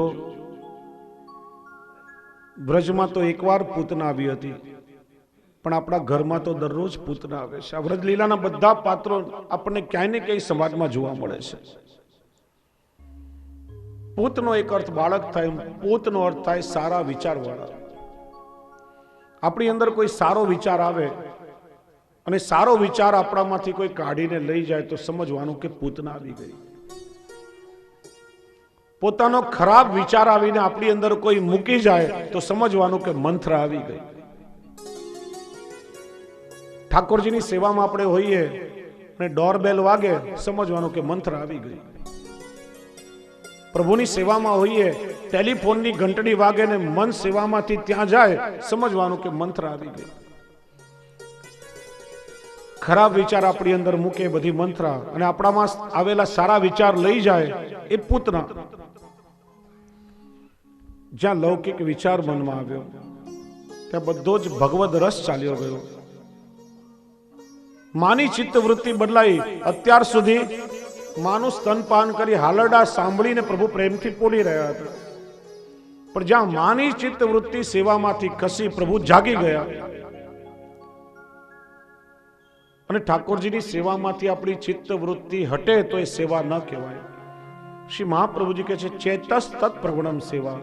દેહ ઇન્દ્રિય સાથે મન પ્રભુમાં એકરૂપ થાય તો એ સાચી સેવા છે, ફલાત્મક સેવા છે. એટલા માટે પ્રેમથી પ્રભુની સેવા કરશો ક્યારે પણ થાક નહીં લાગે. આપણે જોયું આગળ, ક્રિયા માણસને થકવે છે અને પ્રેમ છે માણસના થાકને દૂર કરે છે. જ્યાં પ્રેમ હશે ને પ્રભુમાં તો મન પ્રભુમાં લાગેલું રહેશે અને ક્યારે પણ સેવાનો થાક નહીં લાગે. કે એકવાર એક 7-8 વર્ષની નાનકડી બાળકી 2-2.5 વર્ષના પોતાના હૃષ્ટપુષ્ટ ભાઈને ઉપાડીને પહાડ પર ચડી રહી હતી. બપોરનો તડકો તપે, બીજા પર્વતારોહકો સાથે હતા, પરસેવે રેબઝેબ થઈ ગયા. પેલી બાળકીને કહે, બેટા આટલો બધો ભાર ઉપાડીને તો પહાડ પર ચડી રહી છે, તને થાક નથી લાગતો? તો કે આ ભાર નથી, આ તો મારો ભાઈ છે. પ્રેમ હોય તો કોઈ દિવસ થાક લાગે નહીં. દૂધ ઉભરાયું. માની વૃત્તિ સેવામાંથી હટી છે. આ ઉભરાતું દૂધ એ શું છે? તો કહે છે કે નંદાલયમાં જેટલી ગાયો હતી ને એ બધી ઋષિ રૂપા ગાયો હતી. ઋષિ મુનિઓ ગાય બનીને પ્રભુની સેવા કરવા માટે આવ્યા છે. વ્રજલીલાના પક્ષી એ પણ મુનિ છે બધા. મૈયા પ્રભુને સ્તનપાન કરાવી છે ત્યારે ઋષિ રૂપા ગાયે વિચાર કર્યો, અમે પ્રભુની સેવા કરવા માટે વ્રજમાં આવ્યા છીએ. મૈયા જો પ્રભુને દૂધ અરોગાવી દેશે તો પ્રભુની ભૂખ શાંત થઈ જશે, તો અમારા દૂધનો વિનિયોગ કેવી રીતે થશે? એમ વિચારી તપેલીમાં રહેલું ઋષિ રૂપા ગાયોનું દૂધ ઉભરાવા લાગ્યું કે કમસે કમ પ્રભુ એક વખત અમારી તરફ દ્રષ્ટિ માત્ર તો કરી દે, પ્રભુ દ્રષ્ટિ કરી દેશે એનાથી પણ અમને સંતોષ થઈ જશે. એમ માની તપેલીમાં રહેલું દૂધ ઉભરાવા લાગ્યું. બીજા અર્થમાં જોઈએ તો દૂધનો ઉભરો એ શું છે? તો કે ઠાકોરજીની સેવાના સમયમાં પૂર્વમાં કરેલા આપણા વિષયોનું સ્મરણ જો આપણને થવા લાગે તો એ દૂધનો ઉભરો છે. જ્યાં પ્રભુને છોડીને મૈયા ઉભરાતા દૂધને લેવા ગઈ, પ્રભુને ક્રોધ આવ્યો. હાથમાં એક નાનકડી લાકડી લીધી અને લાકડીથી દૂધ દહીંના બધા માઠ ભગવાને ફોડી નાખ્યા. આખું ઘર દૂધ દહીંથી રેરમછેલમ કરી નાખ્યું. મૈયા આવીને ઘરની આ દશા જોઈ. મૈયા કે લાલા, હવે તો મારે તને ઠીક કરવો જ પડશે. અત્યાર સુધી ગોપીઓ તારી બહુ ફરિયાદ કરે, રાવ કરે, પણ હું સાંભળતી નહીં હતી. પણ જેમ જેમ તને લાડ કરું છું તું બગડતો જાય છે. ઉભો રહે. હાથમાં લાકડી લઈ મૈયા પ્રભુની પાછળ દોડી. આગળ આગળ ઠાકોરજી, પાછળ પાછળ મૈયા. ભયભીત થઈને ભગવાન ભાગી રહ્યા છે. બ્રહ્માજી જેવા દેવતાઓ પણ વિસ્મિત થયા કે કાળ પણ જેનાથી થરથર ધ્રુજવા લાગે એ ભગવાન આજે માથી ભયભીત થઈને ભાગી રહ્યા છે. માના હાથમાં લાકડી છે. ભગવાન કહે છે, મૈયા, જ્યાં સુધી તારા હાથમાં સાધન રૂપી લાકડી છે ને ત્યાં સુધી હું તારા હાથમાં આવવાનો નથી. મારી પ્રાપ્તિનું સાધન તો નિસ્સાધનતાનો ભાવ છે. જ્યાં સુધી સાધન અને સિદ્ધત્વનું ગુમાન તારી અંદર છે ત્યાં સુધી હું તારા હાથમાં નહીં આવું. પ્રભુ દોડે છે, મૈયા પાછળ પાછળ દોડે છે અને માં થાકી ગયા. હાથમાંથી લાકડી છૂટી ગઈ. જ્યાં મૈયા નિસાધન થઈ ત્યાં પ્રભુ માના હાથમાં આવી ગયા. દળદળ આંસુ વહી રહ્યા છે. પુત્ર વત્સલ માતાએ જ્યારે પ્રભુને ભયભીત થયેલા જોયા ને ત્યારે દોરીથી બાંધવાનો વિચાર કર્યો. ત્યાં એક દોરી પડી હતી. દોરી લઈ પ્રભુને બાંધ્યા. જ્યાં ગાંઠ વાળે ત્યાં દોરી 2 આંગળ ટૂંકી પડે. બીજી દોરીની સાથે જોડી બાંધવાની કોશિશ કરી. દોરી 2 આંગળ ટૂંકી પડી. એક પછી એક દોરી જોડતા જાય પણ દરેક વખતે બંધન 2 આંગળ ટૂંકા પડે. આ 2 આંગળ એ શું છે? તો કે આપણી અહંતા અને મમતા. હું ઘણી વાર કહું છું, ઠાકોરજી આપણાથી જરાય છેટા નથી. ભગવાન અને આપણી વચ્ચે 2 આંગળનું જ અંતર છે અને છે આપણી અહંતા અને મમતા. જ્યાં સુધી આપણી અંદર છે ત્યાં સુધી પ્રભુ આપણા પ્રેમના બંધનથી નહીં બંધાય. અહંતા મમતા છૂટશે. આપણે જ્યારે નિસાધન બનશું ત્યારે જ પ્રભુ આપણા પ્રેમના બંધનમાં બંધાશે. અને દોરી 2 આંગળ ટૂંકી પડી. શ્રી મહાપ્રભુજી કહે છે, મૈયાએ 2 અપરાધ કર્યા છે. એક તો ભગવાન દૂધ અરોગી રહ્યા હતા, ભગવાનને ભૂખ્યા રાખ્યા, અતૃપ્ત રાખ્યા, અને બીજું ખોળામાંથી ભગવાનને નીચે જમીન પર પધરાવ્યા. 2 અપરાધ મૈયાએ કર્યા. એટલે દોરી 2 આંગળ ટૂંકી પડી. અને માં જ્યારે જ્યારે ભગવાનની પાછળ દોડી છે પકડવા માટે, માં પરસેવે રેબઝેબ થઈ ગઈ. મૈયાને પ્રસ્વેત થયો, પસીનો થયો, ને માં બંને દોષો પછી ધોવાઈ ગયા છે. શ્રી મહાપ્રભુજી વર્ણન કરે છે. જ્યાં માં નિસાધન થઈ અને ત્યાં જ ભગવાન મૈયાની દોરીથી બંધાઈ ગયા છે. એક છેડાથી ભગવાનને બાંધ્યા અને બીજા છેડાથી ત્યાં બાજુમાં એક ઉખલ એટલે ખાણીઓ પડ્યો હતો અને ખાણિયાની સાથે મૈયાએ દોરીનો છેડો બાંધી દીધો. પ્રભુને બાંધી મૈયા અંદર ગઈ. ત્યાં નંદાલયના આંગણામાં યમલા અર્જુન વૃક્ષ હતા. યમલ એટલે 2, અર્જુન એટલે આંજણિયાના વૃક્ષો, અંજન વૃક્ષ જેને કહેવાય. કુબેરના 2 પુત્રો નલકુબર અને મણિગ્રીવ નારદજીના શાપના કારણે આ આંજણિયાના વૃક્ષ બની અને નંદાલયમાં આવ્યા હતા. પ્રભુએ વિચાર્યું કે આ બંને વૃક્ષોની વચ્ચેથી હું નીકળી જાઉં. ભગવાન તો નીકળી ગયા, પણ પેલો ખાણીઓ વચ્ચે ફસાઈ ગયો. જ્યાં ભગવાને જરાક બળ કર્યું, પોતાનો ચરણ અડાડ્યો, ત્યાં બંને વૃક્ષો મૂળમાંથી ઉખડીને પ્રભુના ચરણમાં પડ્યા અને નલકુબર અને મણિગ્રીવ પોતાના મૂળ સ્વરૂપમાં પ્રગટ થયા. પ્રભુની સ્તુતિ કરી છે. વાણી ગુણાનુકથને શ્રવણૌ કથાયામ હસ્તૌ ચ કર્મસુ મનસ્તવ પાદયોર્ન સ્મૃત્યામ શિરસ્તવ નિવાસ જગત પ્રણામે દ્રષ્ટિ સતામ દર્શનેસ્તુ ભવત્તનુ નામ. પ્રભુ મારા પર કૃપા કરો કે મારી વાણીનો વિનિયોગ આપના ગુણગાન ગાવામાં, અમારા કાન આપની કથાનું શ્રવણ કરવામાં, હાથ આપના સેવા કર્મમાં, મન આપના ચરણમાં અને અમારું મસ્તક આપને તથા આપના નિવાસરૂપ જગતને પ્રણામ કરવામાં અને મારી દ્રષ્ટિ આપના સ્વરૂપ એવા ભગવદીઓના દર્શનમાં સદાય વ્યાપ્ત રહે. અને લીલા કરી ઠાકોરજીએ નલકુબર અને મણિગ્રીવનો ઉદ્ધાર કર્યો છે. ત્યાર પછી 11મા અધ્યાયમાં વત્સાસુરની કથા આવે છે. ભગવાને બલરામજી પાસે વત્સાસુરનો ઉદ્ધાર કરાવ્યો છે. ત્યાર પછી બકાસુર નામનો અસુર બગલાનું રૂપ લઈને આવ્યો.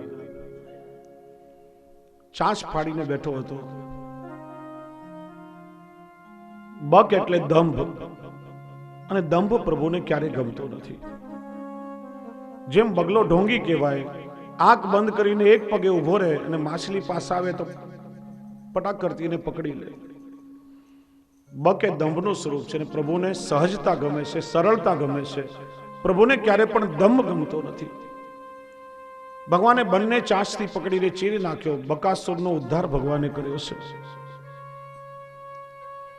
ત્યાર પછી 12મો, 13મો ને 14મો 3 અધ્યાયને શ્રી મહાપ્રભુજી પ્રક્ષિપ્ત અધ્યાય માને છે. ગઈકાલે આપણે ચર્ચા કરી હતી. ભાગવતજીમાં 10મા સ્કંદમાં 90 અધ્યાય છે, પણ શ્રી મહાપ્રભુજી 87 અધ્યાય માને છે. કારણ કે 12મા, 13મા ને 14મા અધ્યાયમાં અઘાસુર વધ અને વત્સાપ હરણ લીલાનું વર્ણન છે. આગળ આપણે લીલાનું શ્રવણ કરશું, પણ ટૂંકમાં તમને સમજાવું એની ભૂમિકા. કે ભગવાન જ્યારે ગોવાળિયાઓ સાથે છાક અરોગતા હતા અને મધુમંગલનું હેઠું દહીં અરોગતા જોયા, ત્યારે બ્રહ્માજી મોહિત થયા કે શું ખરેખર ભગવાન છે, જેને આચાર વિચારનું જ્ઞાન નથી. પરીક્ષા કરવા માટે જેટલા નાના ગોપ બાળકોને વાછરડા હતા એ બધાનું હરણ કરીને બ્રહ્માજી સત્યલોકમાં લઈ ગયા. 1 વર્ષ સુધી બ્રહ્માજીએ પોતાની પાસે રાખ્યા છે. હવે જો આ 3 પ્રક્ષિપ્ત અધ્યાય છે, એનું પ્રમાણ શું? તો કે 11મા અધ્યાયના છેલ્લા શ્લોકમાં કહેવાયું, એવમ વિહારય કૌમારય કૌમારમ જાતુર્વ્રજો. જાતુર્વ્રજ કુમાર અવસ્થા એટલે 5 વર્ષની અવસ્થા. ભગવાને 5 વર્ષ અનેક લીલાઓ કરતા કરતા પૂરા કર્યા છે. કુમાર અવસ્થા ભગવાને પસાર કરી. 15મા અધ્યાયના પહેલા શ્લોકમાં કહ્યું, તતસ્સ પૌગંડ વય શ્રિત વ્રજે. પૌગંડ વય એટલે ભગવાન હવે 6ઠા વર્ષમાં પ્રવેશ કરી રહ્યા છે. 11મા અધ્યાયના છેલ્લા શ્લોકમાં કહ્યું, ભગવાને 5 વર્ષ પૂરા કર્યા. 15મા અધ્યાયના પહેલા શ્લોકમાં કહેવાયું, ભગવાન 6ઠા વર્ષમાં પ્રવેશ કરે છે. તો વચ્ચે 12મો, 13મો, 14મો અધ્યાય છે, એમાં વત્સાપહરણ લીલા છે. બ્રહ્માજી 1 વર્ષ વાછરડાને ગોપ બાળકોને પોતાની પાસે રાખ્યા, તો એ ભગવાન 7 વર્ષના થવા જોઈએ. એના બદલે કહે છે કે ભગવાને 5 વર્ષ પૂરા કર્યા. અને અહીંયા પહેલા શ્લોકમાં કહે છે ભગવાન 6ઠા વર્ષમાં પ્રવેશ કરે છે. એ જ વાતનું પ્રમાણ છે કે આ 3 પ્રક્ષિપ્ત અધ્યાય છે, અન્ય કોઈ કલ્પાંતર ભેદની લીલા છે. અને ભાગવતજીમાં જે મૂળ લીલા છે બધી સારસ્વત કલ્પની લીલા છે. એટલા માટે શ્રી મહાપ્રભુજી 87 અધ્યાય 10મા સ્કંદના માને છે. 3 પ્રક્ષિપ્ત અધ્યાય પણ સુંદર લીલાઓ છે. અને શ્રી મહાપ્રભુજીએ સૂક્ષ્મમાં એનું દર્શન કરાવ્યું છે. આપણે એનું દર્શન કરીએ. અઘાસુર નામનો અસુર અજગરનું રૂપ લઈને આવ્યો છે. એના માટે કહેવાયું બકી બકાનુજ. બકી એટલે અવિદ્યારૂપ પૂતના, બક એટલે બકાસુર દંભ, અને આ બંનેનો ભાઈ અઘાસુર, અગ એટલે પાપ. કે જેનો વિસ્તાર કેટલો? મોઢું ફાડીને બેઠો હતો. એનો એક હોઠ જમીનને અડે, બીજો હોઠ આકાશને અડે. પાપનો વિસ્તાર ક્યાં સુધી? ધરતીથી આકાશ સુધી, રંગથી લઈને રાય સુધી. એની જીભ બહુ લાંબી, ન બોલવાનું બોલ્યા કરે ને બોલવાનું ન બોલે. એની દાઢો બહુ મોટી, સ્વાર્થ સાધવામાં પોતાના પરિજનોનો પણ ઉપયોગ કરી લે, કોઈને પણ છોડે નહીં. આ બધા અઘાસુર કહેવાય, આ બધા પાપના રૂપ છે. ભગવાન પોતાના ગોવાળિયાઓ સાથે રમતા હતા, ત્યાં ભગવાનને મારવા આવ્યો છે. આપણા જીવનમાં કોઈ આનંદનો પ્રસંગ હોય ને આપણા આનંદમાં કોઈ વિક્ષેપ નાખવા માટે આવે ત્યારે સમજવાનું કે અઘાસુર આવી ગયો છે. બધા ગુફા સમજીને એની અંદર ચાલ્યા ગયા. ભગવાન પણ પધાર્યા. અઘાસુરે પોતાનું મોઢું બંધ કર્યું ત્યારે પોતાની ગરિમા શક્તિથી ભગવાને પોતાનું કદ એકદમ મોટું કર્યું અને અઘાસુરનું બ્રહ્મરંધ્ર ફાડી અને ભગવાન બહાર નીકળ્યા. એના તેજને ભગવાને પોતાનામાં સમાવી લીધો. આ લીલાનું શ્રવણ કર્યું ત્યારે પરીક્ષિતના મનમાં સંશય થયો છે કે આવા અસુરોનો, રાક્ષસોનો પણ ભગવાન ઉદ્ધાર શા માટે કરતા હશે? અસુરોને તો દંડ દેવો જોઈએ. દંડ દેવાને બદલે ભગવાન જો આ રીતે એમનો ઉદ્ધાર કરતા રહે તો સમાજમાં લોકોને બોધ કેવી રીતે મળશે? ત્યારે સુખદેવજી કહે છે, જો પરીક્ષિત, જીવનના અંતિમ સમયમાં મુખમાં પણ એકવાર જો પ્રભુનું નામ આવી જાય ને તો પણ જીવનો ઉદ્ધાર થઈ જાય, તો જેના મુખમાં સ્વયં ઠાકોરજી પોતે પધાર્યા હોય, જીવનો ઉદ્ધાર કેમ ન થાય? એટલા માટે ઠાકોરજીનો ઉદ્ધાર કરી એના તેજને પોતાના તેજમાં સમાવી લીધું છે. આગળ પ્રભુની છાક લીલાનું વર્ણન કરે છે. શામ ડાક છે, શામ ડાકની આ છાક લીલા છે.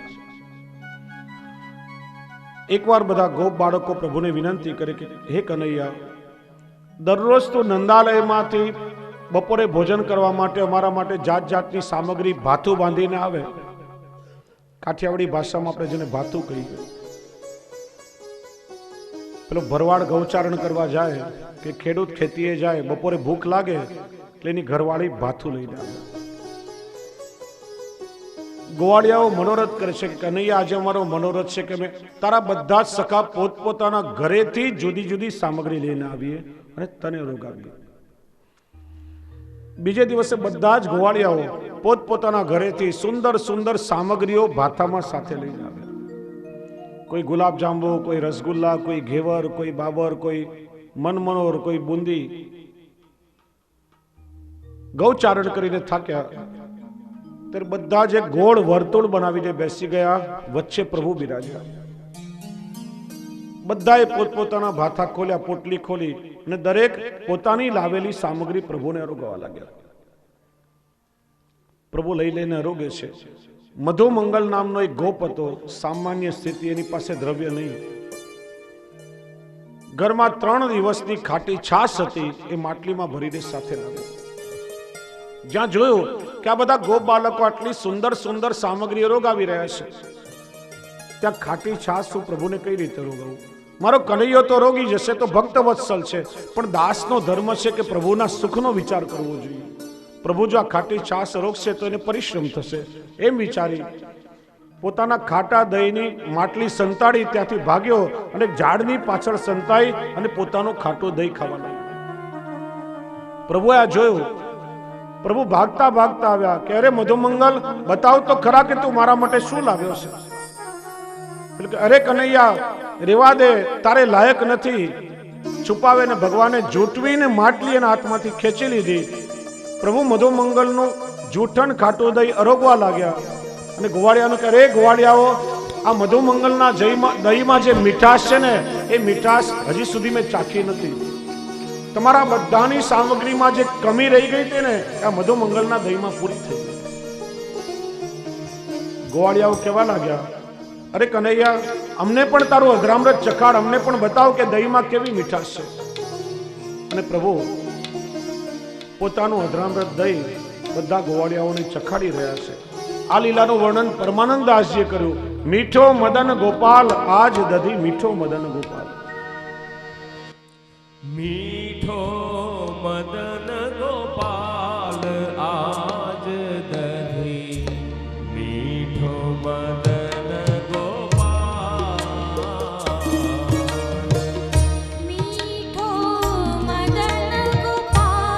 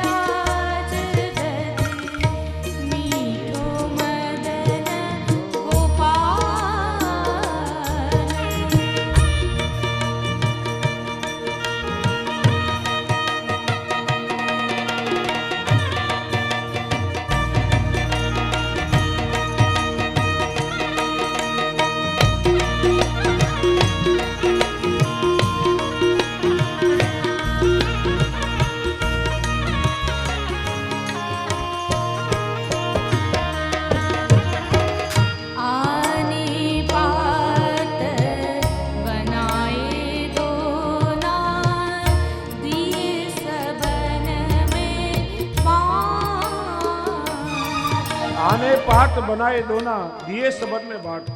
ભગવાને શું કર્યું કે આ વૃક્ષના પાંદડાઓ તોડી નાના નાના દોના એટલે દડિયા બનાવ્યા અને એમાં પેલું મધુમંગલની માટલીનું દહીં ભરી ભરી ગોવાળિયાઓને વાટવા લાગ્યા। જો પ્રભુની આ પ્રગટ લીલા વ્રજમાં છે અને દરેક લીલાઓનો અનુભવ આજે પણ આપણે વ્રજમાં કરી શકીએ। ગિરિરાજમાં કેટલાય લીલાના ચિહ્નો છે। શાંતિ જો દર્શન કરશો તો ગિરિરાજમાં એક એક લીલાના ચિહ્નોનો આજે અનુભવ થશે। શ્યામડાકની લીલા, અને શ્યામડાકમાં આજે પણ તમે જુઓ તો વૃક્ષના પાંદડા છે ને ત્યાં દોના જેવા દડિયા જેવા ગોળ પાંદડા છે। બાજુમાં શ્યામડાક દૂર નથી, જોશો તો આજે પણ અનુભવ થશે કે વૃક્ષના પાંદડા દોના જેવા ગોળ દડિયા જેવા છે। આજે પણ એ લીલાનો અનુભવ આપણે કરી શકીએ। અને જ્યાં દડિયા બધા ખલાસ થઈ ગયા, બધું દહીં ખલાસ થઈ ગયું, થોડા ગોવાળિયાઓ હજી બાકી રહી ગયા। અરે કનૈયા, અમને તારું અધરામૃત નથી મળ્યું, અમને પણ તારું અધરામૃત ચખાડ। ભગવાને શું કર્યું? અરે સખાઓ, માટલીમાં તો દહીં ખલાસ થઈ ગયું, પણ મારી હથેળીમાં થોડું મારું અધરામૃત છે, લો તમે મારી હથેળી ચાટી લો। એટલે પ્રભુની હથેળીઓ પ્રભુના ગ્વાલબાલ ચાટી રહ્યા છે। जिन्हें नहीं पायो सुनो मेरे भैया, मेरी हथेली चाट। जिन नहीं पायो सुनो रे भैया, जिन नहीं पायो सुनो रे भैया, मेरी हथेली चाट हो, मेरी हथेली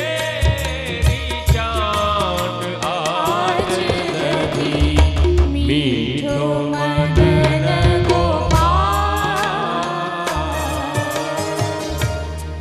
मीठो मदन गोपाल आज दधी, मीठो मदन गोपाल। ગોવાળિયાઓ પણ કહેશે, बहुत विनम बसत कुमुदवन कृष्ण तिहारे साथ, ऐसो स्वाद हम कबो न चाख्यो सुन गोकुल के नाथ। प्रभु आटला वखतથી તમારી સાથે ગૌચારણ કરીએ છીએ, પણ હજુ સુધી આવો સ્વાદ અમારા જીવનમાં અમે પણ ચાખ્યો। बहुत दिन हम बसे कुमुदवन कृष्ण तिहारे साथ, ऐसो स्वाद हम कबहु न चाख्यो, ऐसो स्वाद हम कबहु न चाख्यो सुन गोकुल के नाथ हो, सुन गोकुल के नाथ आज दधी मीठो मदन गोपाल, मीठो मदन गोपाल आज दधी, मीठो मदन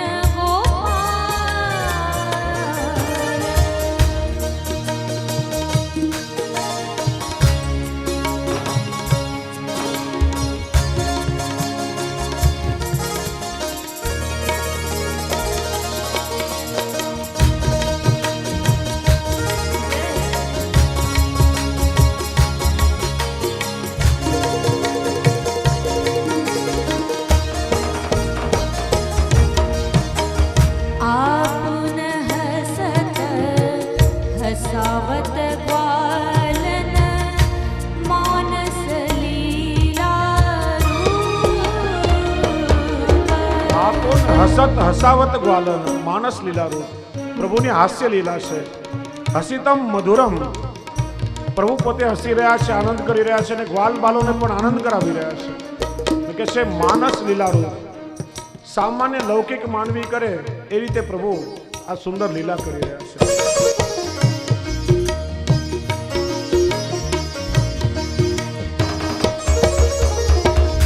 परमानंद प्रभु हम सब जानत, परमानंद प्रभु हम सब जानत, तुम त्रिभुवन के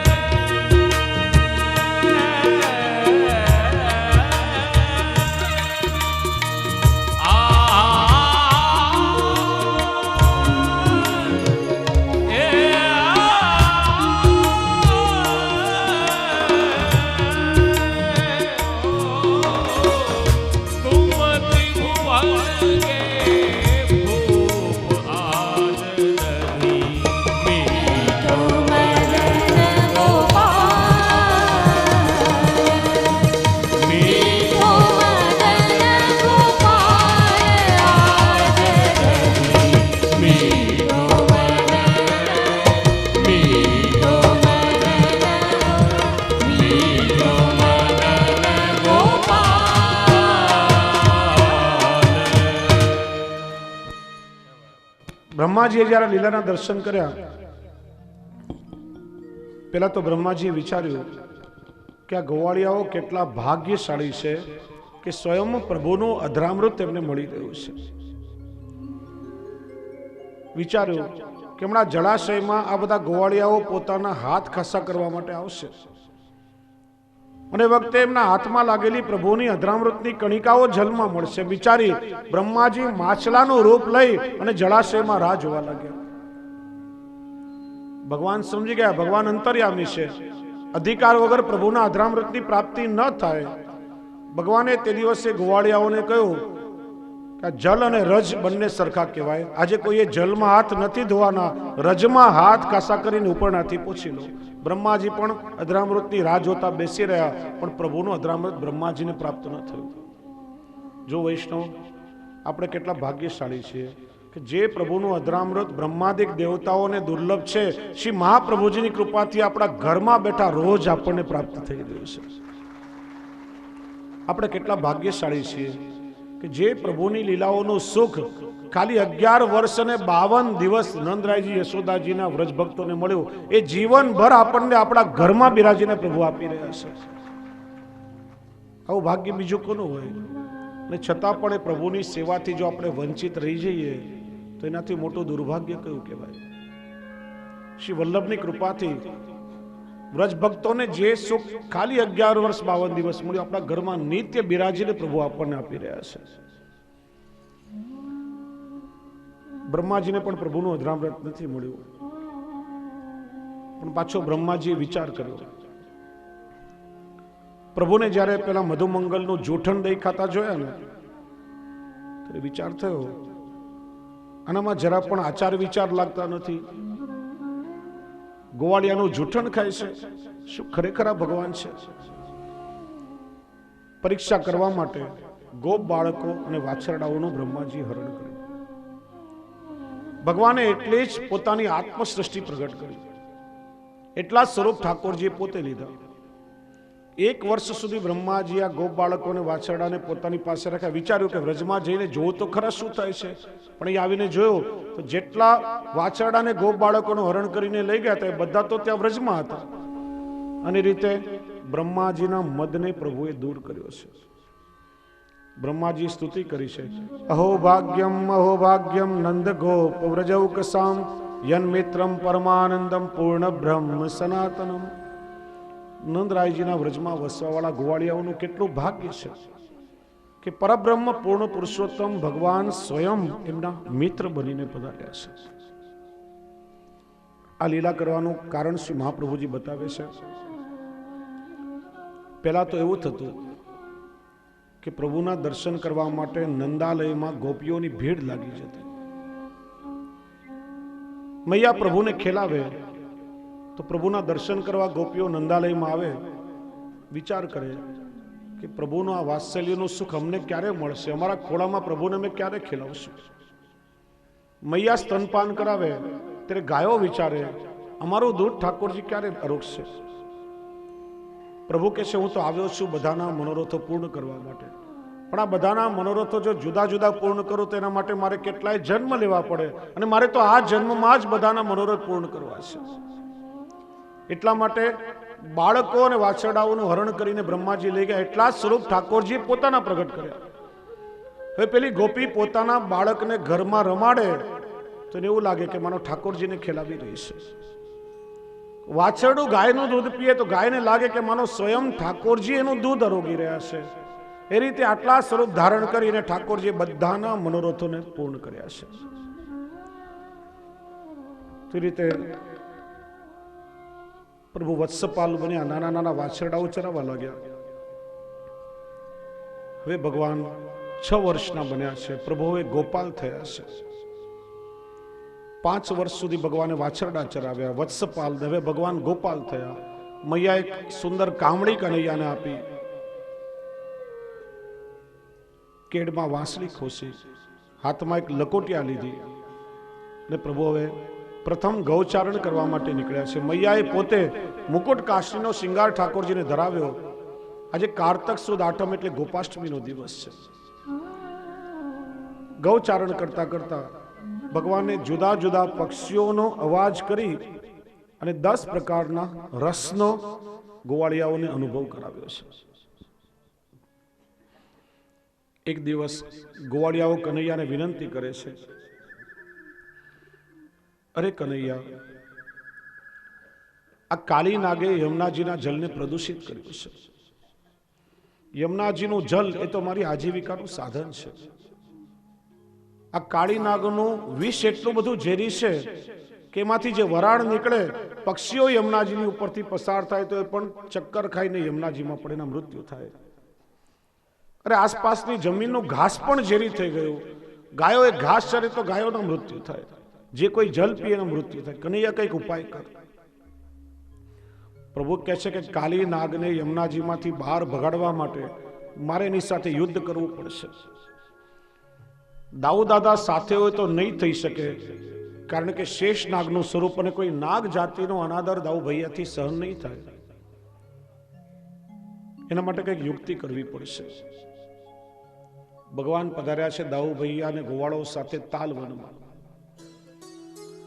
રમતા હતા, રમતા રમતા ભૂખ લાગી, વૃક્ષના મીઠા ફળ ખાધા.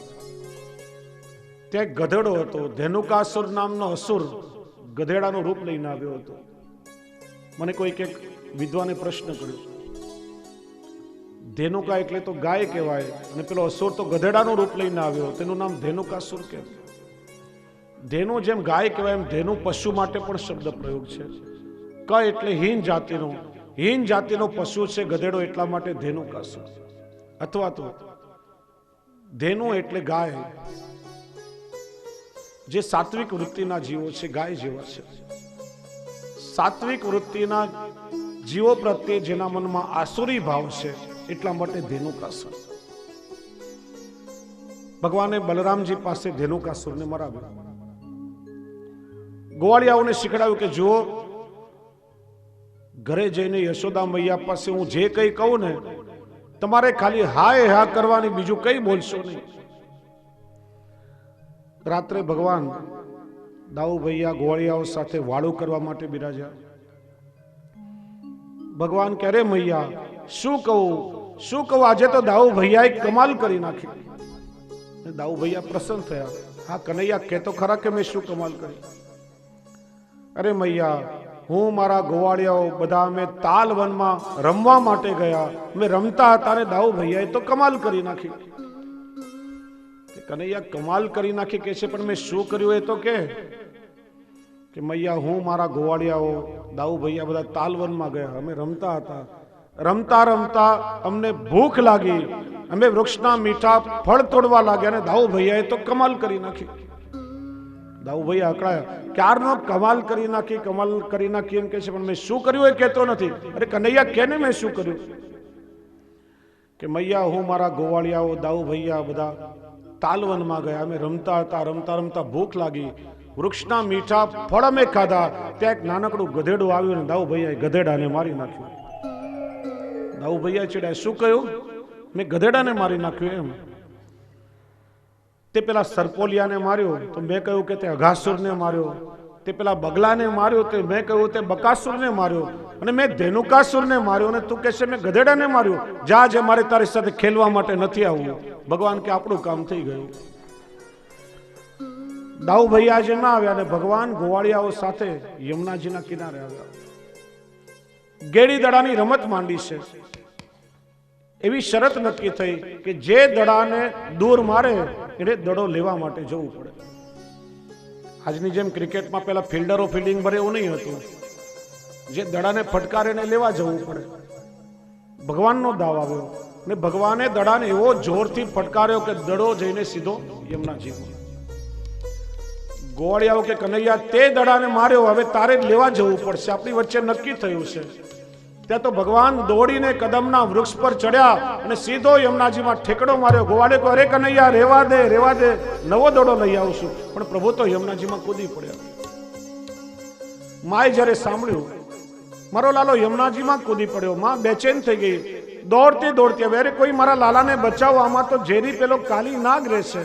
માં પોતે કૂદવા જાય. નંદ બાવાએ પકડ્યા, યશોદાજી ધીરજ ધારણ કરો, કનૈયાને કઈ નહીં થાય, હમણાં આવશે. અને પ્રભુના કૂદવાનો પ્રચંડ અવાજ થયો. સૂતેલો કાળીનાગ જાગી ગયો.